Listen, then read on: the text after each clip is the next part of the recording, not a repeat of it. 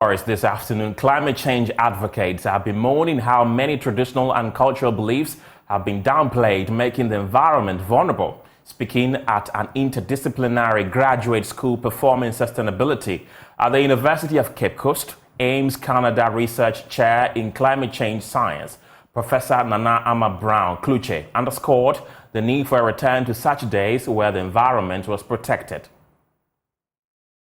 The interplay of culture, climate change, and security represent a critical and complex area of study that addresses how cultural practices, beliefs, and identities influence and are influenced by climate change and its implications for global and regional security. Speaking on the theme, scientist and climate change advocate Professor Nana Brown Kluche bemoaned how some of the cultural and traditional practices that protected nature have been relegated to the background. The Ames Canada Research Chair in Climate Change Science is urging a return to such days. We used to have what we called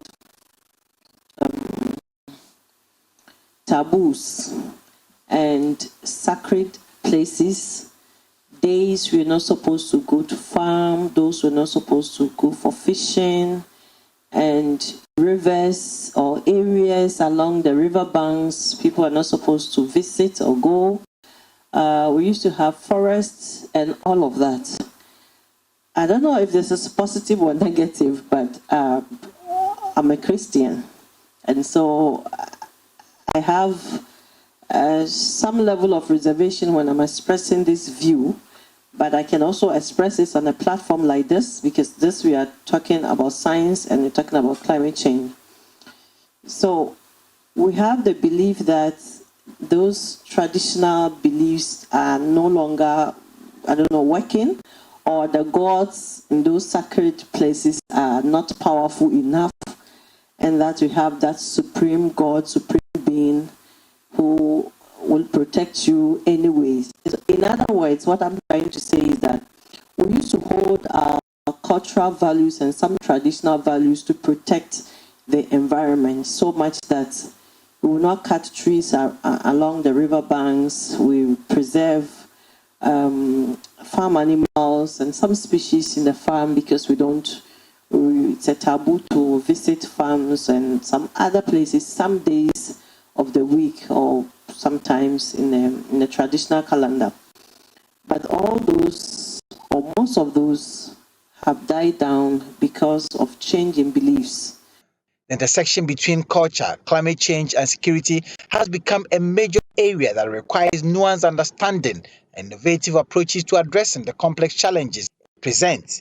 Kenna Hosu is a senior research fellow at the Legon Center for International Affairs and Diplomacy and the Center for Migration Studies at the University of Ghana.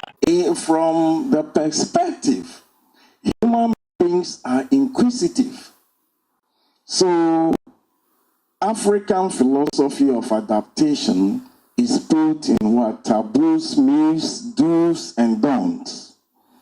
So today, looking at it, you don't go to the riverside or farm at certain places.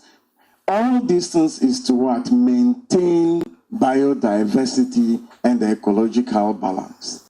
But here we are today, our fishermen are using all forms of what? Unsustainable fishing methods. People have farmed to the extent that even the watershed, the source of rivers, they have, and the population is increasing. And when we talk of youth bulge in Africa, the funny thing is the demography. Director of the Center for Study and Promotion of Cultural Sustainability, University of Maiduguri, Nigeria, Professor James B. Saliba, believes issues of climate change should be given a huge attention considering its impact on the lives of the people. The Interdisciplinary Graduate School Performing Sustainability is a collaborative training network for graduate students run by the University of Cape Coast, the University of Hildesheim, Germany, and the University of Maiduguri, Nigeria.